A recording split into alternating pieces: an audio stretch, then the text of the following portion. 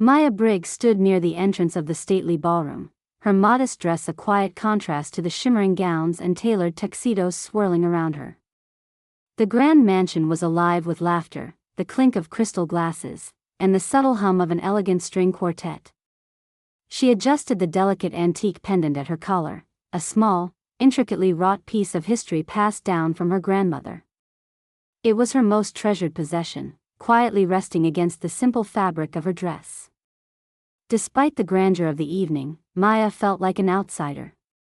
Her heart pounded with equal parts nerves and determination as she reminded herself why she was here: to connect, to share her passion for forgotten art, and perhaps to open doors that had long seemed locked.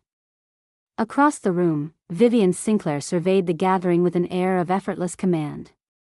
A vision of luxury herself, Vivian wore one of those dazzling gowns that seemed to capture every glimmer of light, and her laughter rippled like a challenge. Known for her sharp wit and sharper tongue, Vivian was the host, and queen, of this extravagant gala, where social climbing was an art almost as refined as the pieces hanging in the museum's galleries. She prided herself on impeccable taste and had little patience for those who, in her opinion, didn't quite fit the glittering mold.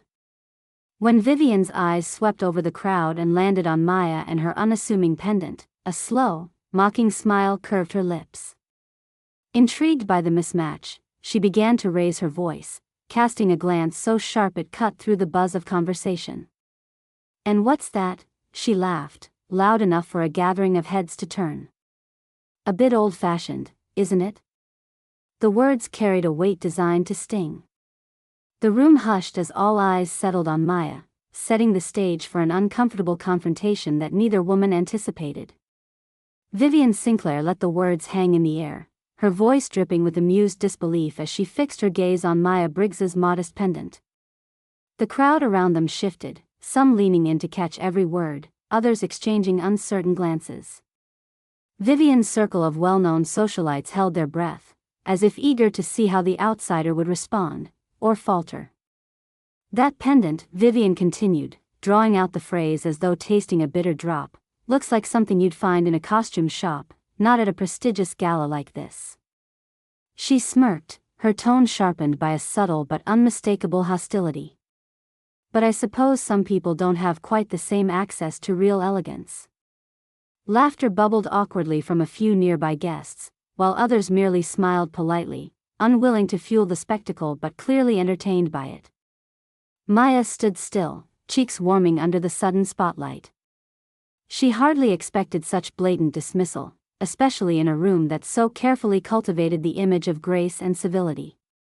Her heart thudded painfully in her chest as the familiar sting of shame crept up, twisting in her gut. Yet, beneath that, a flicker of resolve refused to be extinguished. Before she could speak, Vivian pushed further.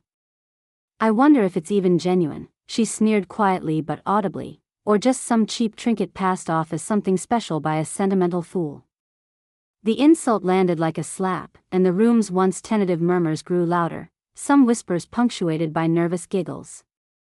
The aura of exclusivity that Vivian so carefully maintained suddenly felt poisonously exclusionary. Maya's fingers curled around the pendant as if drawing strength from its tiny weight. The crowd's shifting eyes turned toward her, some skeptical, others unmistakably scornful. She was painfully aware of her own modest attire, the simple lines of her dress, the absence of expensive jewelry, the plainness that set her apart. The social divides felt sudden and impossible to bridge. Vivian's voice grew colder, more cutting. "A museum curator," she said with a sneer, "of all things. Surely a profession that pays in passion but not in prestige or style." Her words were designed not merely to belittle the pendant but to undermine Maya's very place in this world. Maya clenched her jaw. Around her, a few guests shifted uneasily, some averting their eyes, unwilling to witness the public unraveling. Yet Vivian pressed on, her face alight with triumph. "You're making everyone uncomfortable, Maya. This isn't the place for your rustic charms." The unease in the room was palpable now. A few of Vivian's closest friends exchanged glances, their expressions a blend of amusement and approval. Others, unsure whether to intervene or pretend the moment wasn't unfolding, merely sipped their drinks in stiff silence. Maya's stomach knotted with humiliation, the heat of embarrassment flooding her face. Trying to hold herself steady, Maya took a small, measured step back, signaling her desire to escape the spotlight. But Vivian, sensing victory, blocked her path with an effortless grace that cruelly mocked Maya's overwhelmed posture. "Oh, no, you're not going anywhere just yet," Vivian said softly, her voice laced with faux sweetness. "I want to hear the story behind that pendant." "Surely it isn't just another flea market find," she teased, turning her pointed gaze toward the crowd. "Maya here wouldn't leave us all hanging, right?" The guests shifted eagerly, the moment stretching taut as all eyes bored into Maya. For a heartbeat, the buzz of the gala seemed to fade, replaced by an oppressive silence that made her feel naked and small. The weight of their stares pressed down on her like a physical force. Maya swallowed, her throat dry. The urge to run was overwhelming, but a quiet voice within urged her to stand firm. This was her life's passion, woven into that tiny pendant, and she would not let it be reduced to a joke, not here, not now. Yet, the tension had already shifted dramatically. Vivian's laughter, though a fragile veil for cruelty, echoed around the room, a reminder that the crowd expected Maya to stumble.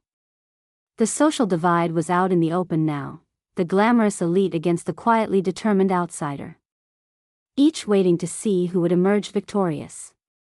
As Maya braced herself, she caught the jar of whispered opinions radiating from the edges of the gathering.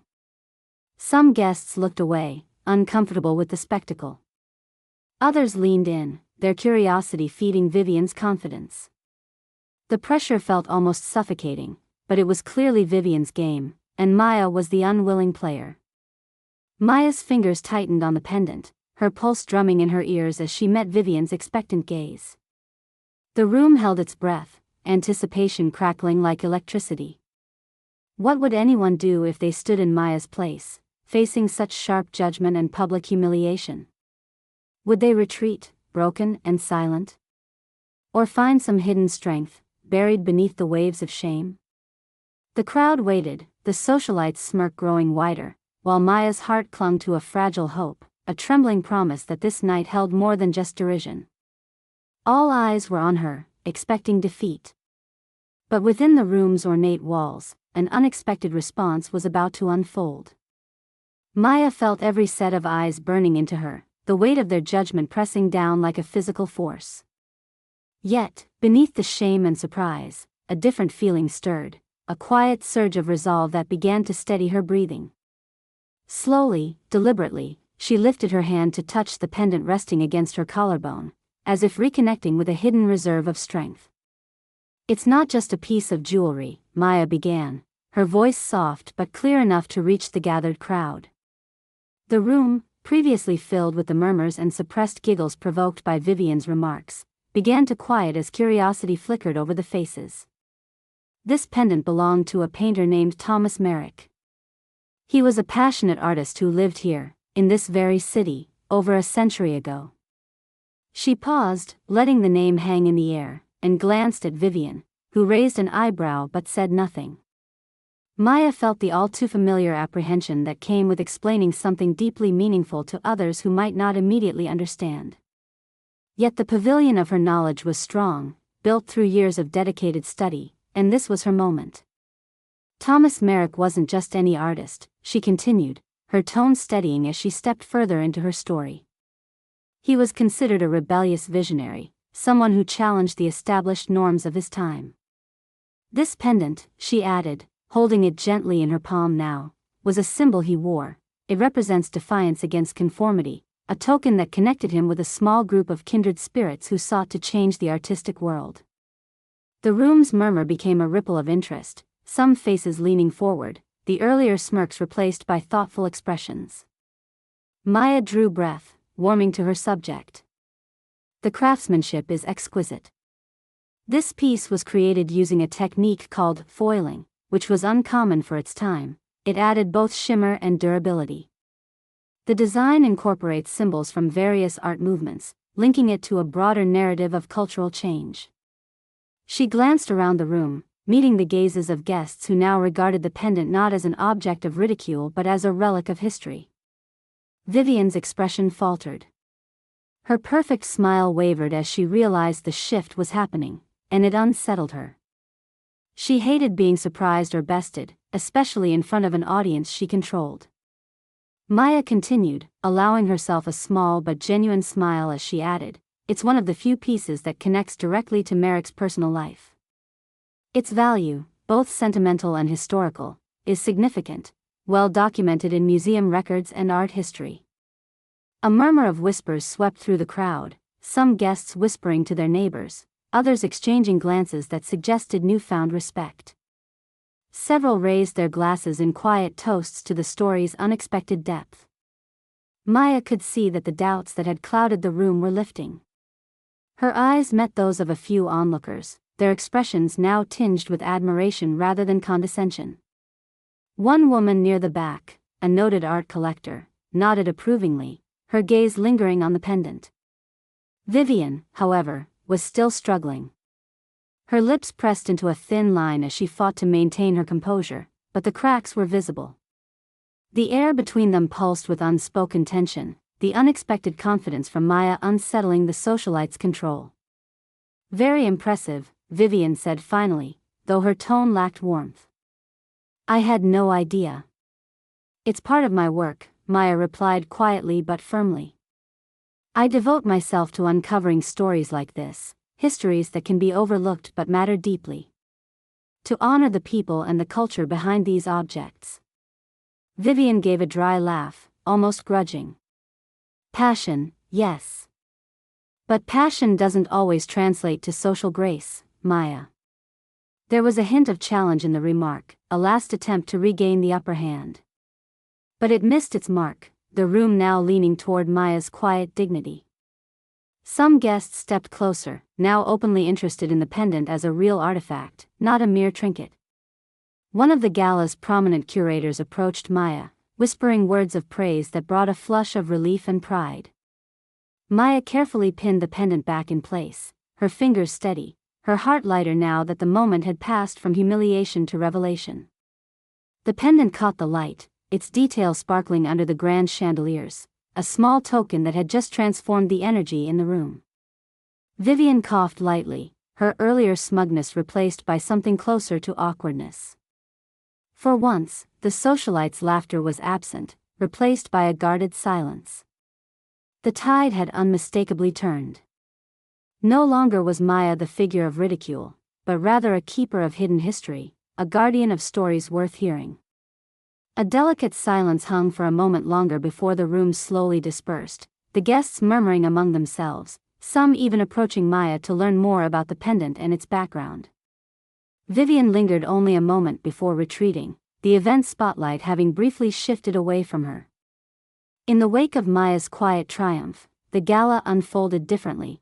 Conversations sparked around art, passion, and discovery, injecting a warmth that had been missing. Maya found herself surrounded by a few kindred spirits, fellow curators, collectors, and artists who respected her knowledge and shared her devotion to preserving culture. Their enthusiastic questions and invitations to visit upcoming exhibits buoyed her spirits. The transformation was unmistakable. Their respect replaced the earlier scorn. In the corner, Vivian's expression tightened as she observed the scene, forced to reckon with her own misjudgment. The crowd's attention and admiration now clearly lay with Maya. It was a loss, not only in terms of social capital but of pride. Maya, for her part, felt a quiet satisfaction that she had spoken not just for herself but for all the overlooked histories and quiet passions represented by the objects she curated. Tonight, the pendant was not just a family heirloom worn for modesty, it was a symbol of resilience, of knowledge prevailing over superficial judgment. As the evening drew to a close, the atmosphere had shifted palpably. The air was lighter, richer with newfound appreciation and understanding. Guests clustered around Maya, seeking conversation and connection rather than gossip or spectacle.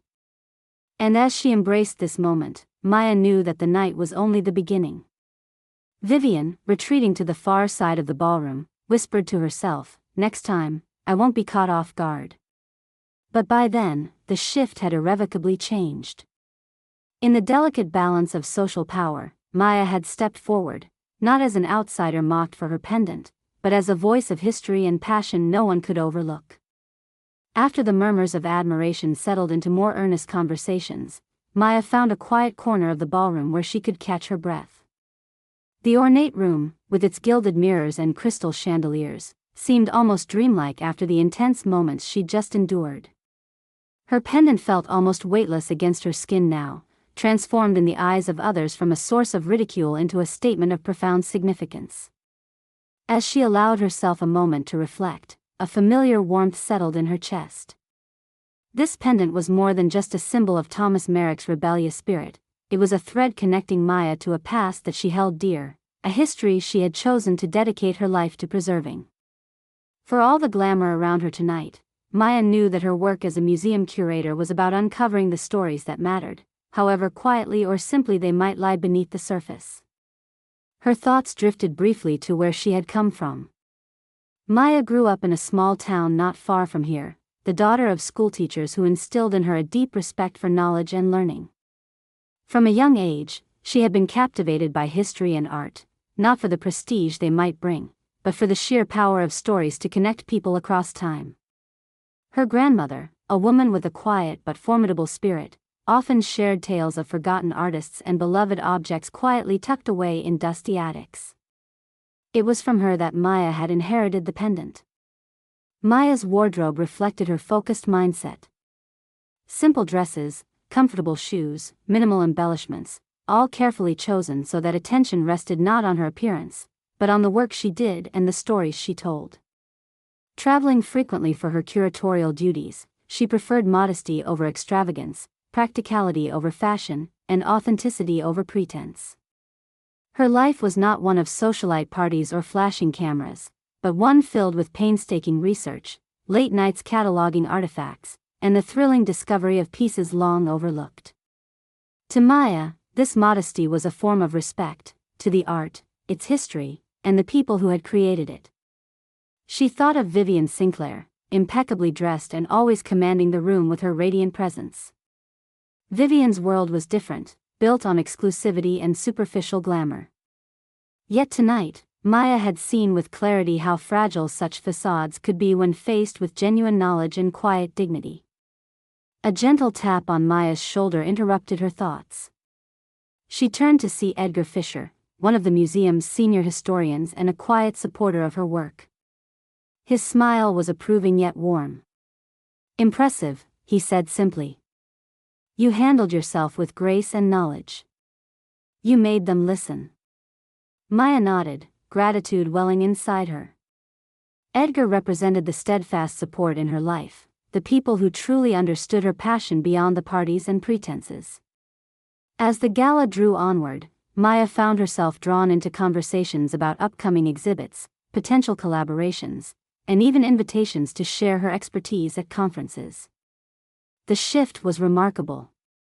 Where only moments ago she had been an object of derision, she was now a center of interest and respect. Later, as the evening waned and guests began to depart, Vivian Sinclair approached Maya for the first time that night without a hint of her earlier scorn. The socialite's expression was cool, composed, but something unreadable flickered in her eyes. "Congratulations on your revelation," Vivian said, her voice measured. "It seems I underestimated your knowledge, and this pendant's significance." Maya offered a polite nod but said nothing. There was a subtle recognition in that moment of the power dynamics having shifted, but no need for triumphalism. Victory, if it could be called that, belonged quietly to the truth. Vivian lingered a moment, then added, "Perhaps there's more to those rustic charms than I thought." Maya allowed herself a small smile, but before she could reply, Vivian turned and disappeared into the crowd, leaving behind a complex mix of grudging respect and lingering tension. As the event came to a close and the last guests filtered out into the cool night air, Maya stepped out onto the grand stone steps of the mansion. The pendant caught the glow of the moonlight, glittering softly as if ready for its own quiet celebration. In these moments, Maya felt the weight of her journey, not just the confrontation tonight, but all the years she had poured into preserving forgotten histories, all the quiet hours spent cataloging the stories others might overlook. This pendant was a symbol of that dedication and a reminder that genuine worth cannot be measured by wealth or flashy appearances. Her phone buzzed softly in her pocket, pulling Maya from her reverie. It was a message from a trusted friend in the art world. That was quite the speech. "You turned the room around. Let's catch up soon, there's an exhibit I think you'd love." Maya's smile deepened, gratitude mingling with a growing sense of hope and opportunity.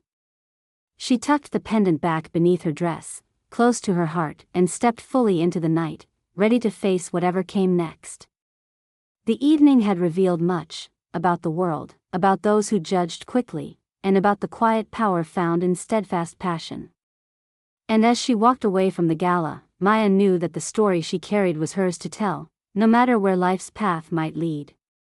In the days following the gala, the echoes of that night's events rippled through the city's social and cultural circles. Vivian Sinclair found herself grappling with consequences she had not anticipated. The once sparkling queen of the social calendar was suddenly the subject of whispered criticism, her sharp tongue and dismissive laughter now seen in a new, less flattering light. Sponsors who had previously clamored to be associated with Vivian's events began to quietly distance themselves. Invitations to exclusive gatherings that had once been plentiful slowed to a trickle. The socialites and patrons who thrived on appearances and influence exchanged knowing glances when Vivian entered a room, the confidence that once radiated from her now tinged with uncertainty. Behind closed doors, whispers of the gala incident transformed into serious conversations among influential figures. They recognized that Vivian's attempt to humiliate Maya Briggs had backfired spectacularly, casting shadows on her judgment and character. It was not long before key organizers of cultural events and charity fundraisers approached Vivian privately, expressing discomfort at her conduct and subtly urging her to reconsider her approach if she wished to remain a relevant figure in their circles. The mounting pressure culminated in Vivian receiving a formal request from one of the museum boards involved in the gala's sponsorship. They asked her to issue a public apology to Maya and to make amends by supporting a new exhibit focused on the neglected artists Maya championed. The request was firm but framed as an opportunity for Vivian to rebuild her reputation through positive action. For Vivian, the decision was difficult. Her pride bristled at the idea of admitting fault, but the reality of her waning influence and the growing respect for Maya's expertise made it clear that apology and restitution were necessary. After much internal deliberation, Vivian released a carefully worded statement expressing regret for her earlier comments and announcing her support for Maya's upcoming projects. The message was met with cautious optimism from the art community and the public alike. Meanwhile, Maya's life was beginning to change in tangible ways. The recognition she had gained from the gala opened doors that had previously remained firmly shut. Invitations arrived for exhibitions, speaking engagements, and collaborative projects. More importantly, peers within the museum world reached out, offering mentorship and partnership opportunities that validated Maya's talent and dedication. During a quiet morning at the museum, Maya received a call from the board chair, congratulating her on the positive impact she had made and offering increased responsibility in curating special collections. This new role was not just a professional advancement but a symbol of validation, proof that her quiet passion and knowledge were valued at the highest levels. The pendant, once the subject of ridicule, was now displayed with pride in a special exhibit dedicated to the life and work of Thomas Merrick and the broader group of artists he represented. Visitors admired it not only for its beauty but for the story woven into its intricate design, a story Maya had preserved and shared with the world. One afternoon, as the museum buzzed with visitors admiring the new exhibit, Maya found herself reflecting on the journey that had brought her here.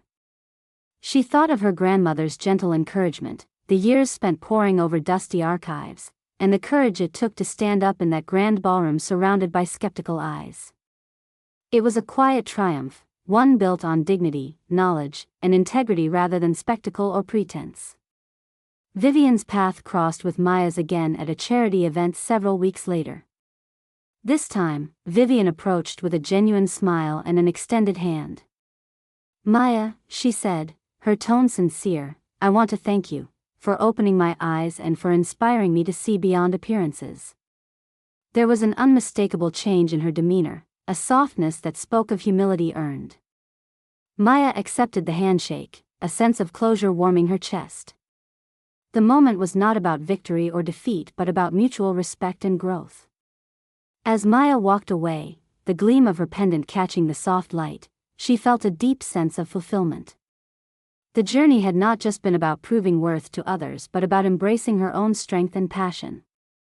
To the viewers who have shared in this story, what would you have done if faced with such public judgment and the chance to rise above it? How do you find grace and strength when the world feels unkind? If this story moved you, don't forget to subscribe for more inspiring tales. See you in our next story.